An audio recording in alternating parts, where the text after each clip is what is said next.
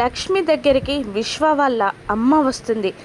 లక్ష్మి అని ఆవిడ పిలవగానే వదినా అని ఆప్యాయంగా పలకరిస్తుంది లక్ష్మి. రా వదినా అని ప్రేమగా హత్తుకుంటుంది లక్ష్మి. కూర్చోబెడుతుంది. శ్రీనివాస్ పెద్ద కోడలు కూడా అక్కడే ఉంటారు. చెప్పు వదినా అని లక్ష్మి అడిగేసరికి శంకర్పల్లిలో ఉన్న ల్యాండ్ గుర్తుంది కదా, అది నీ పేరుపై ఉంది కదా లక్ష్మి. ఈ డాక్యుమెంట్స్ పైన సంతకం పెట్టమని మీ అన్నయ్య పంపించారు అని ఆవిడ చెప్పగానే సరే వదినా అంటూ ఆ డాక్యుమెంట్స్ పైన సంతకం పెడుతుంది లక్ష్మి.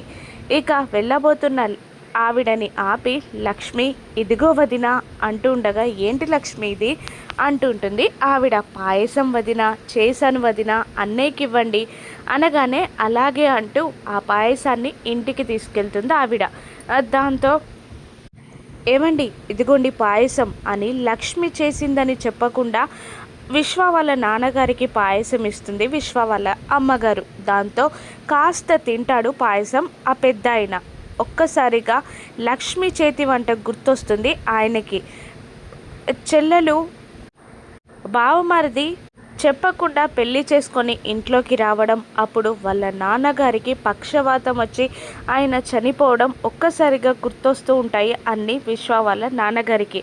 ఇప్పుడు లక్ష్మి చేతి పాయసం ఇచ్చినందుకు తన భార్యని ఏమైనా తిడతాడా విశ్వ వాళ్ళ నాన్నగారు? ఏం జరుగుతుందో నెక్స్ట్ ఎపిసోడ్లో చూద్దాం. Thank you for watching.